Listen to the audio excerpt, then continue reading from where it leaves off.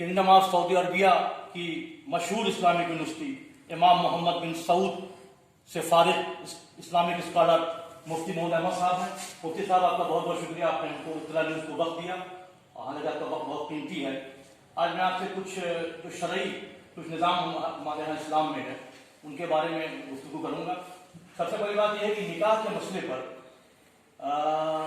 गैर मुस्लिम हजरात जो हैं, हमारे भाई जो हैं, वो बहुत कम जानते हैं और गैर मुस्लिम की बात को छोड़ दीजिए, खुद हम में मेजॉरिटी ऑफ पॉपुलेशन जिसमें हमारे खुद भी शामिल हूँ, वो निकाह के बारे में क्या शरई अहकाम उसके बारे में बहुत कम जानते हैं। मैं चाहता हूँ कि आसान लफ्ज़ों में आप निकाह के बारे में बताएं। मुफ्ती मोहम्मद अहमद साहब। अस्सलामु अलैकुम वरहमतुल्लाहि वबरकातुह।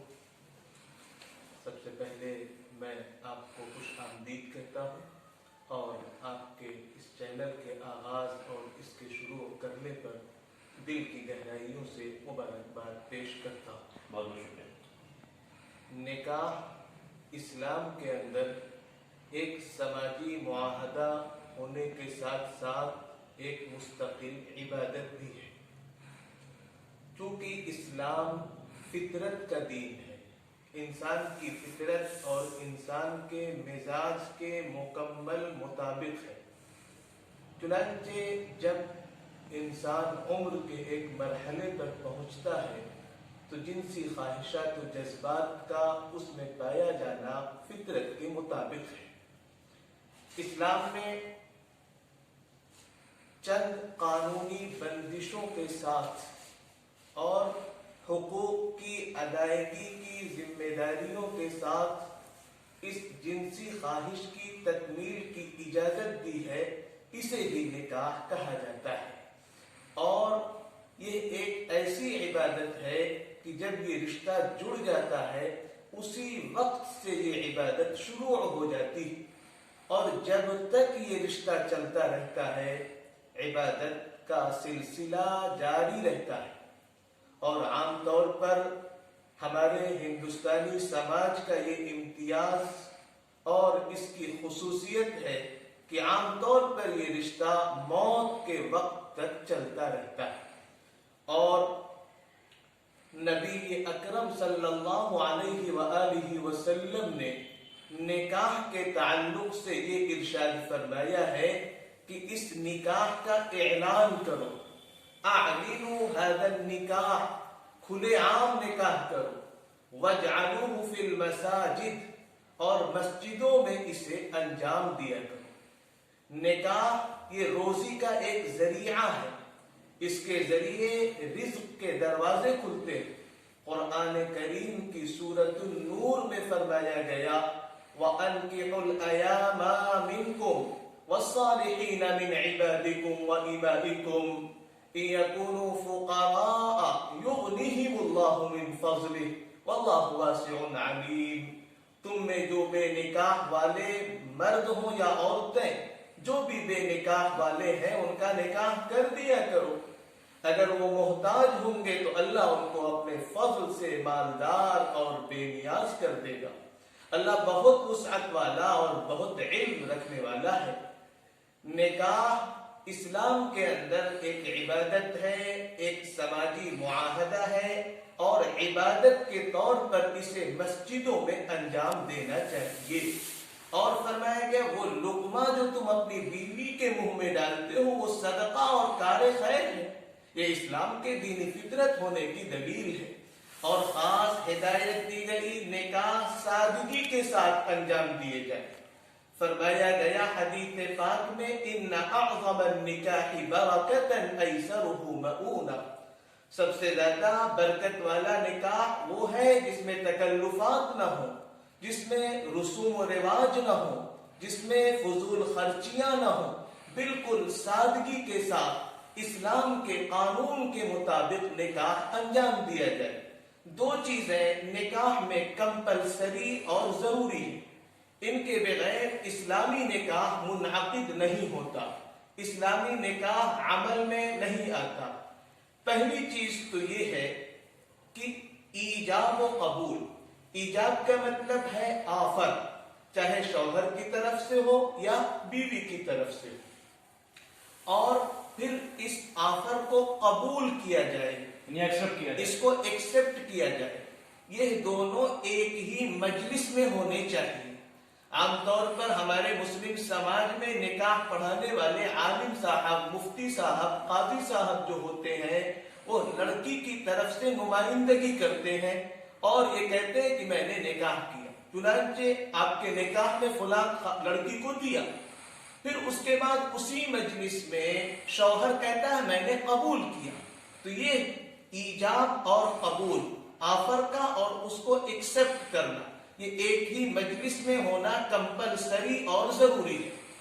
دوسری چیز، دونوں جو صیغے ہونے چاہیے وہ پاسٹ کے ہونے چاہیے، ماضی کے ہونے چاہیے. میں نے نکاح کیا، شوہر کہے میں نے قبول کیا.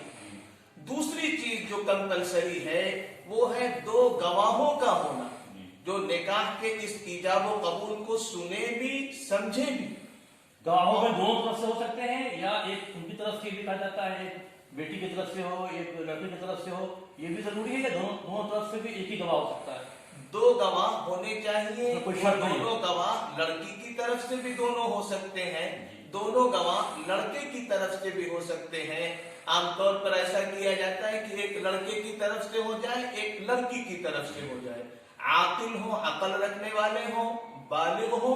اگر مرد ہیں تو دو گواہ ہونے چاہیے، اور اگر عورتیں ہیں، ایک مرد ہے اور ایک عورت، گواہوں میں تو ایک مرد اور دو عورتیں ہونی چاہیے. قرآن نے کہا ہے کہ گواہی میں دو عورتیں مل کر ایک مرد کے برابر ہوا کرتے ہیں.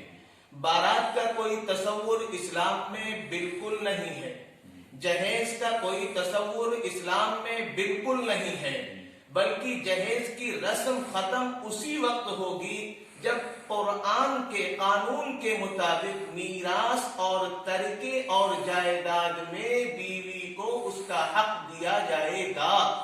اور ہم سب کے لیے ماڈل، آئیڈیل، نمونہ نبی اکرم صلی اللہ علیہ وسلم، پرافٹ محمد صلی اللہ علیہ وسلم ہیں، جنہوں نے اپنی 4 بیٹیوں حضرت زینب، حضرت رقیہ، حضرت ام کلثوم اور حضرت فاطمہ رضی اللہ عنہن کا نکاح فرمایا.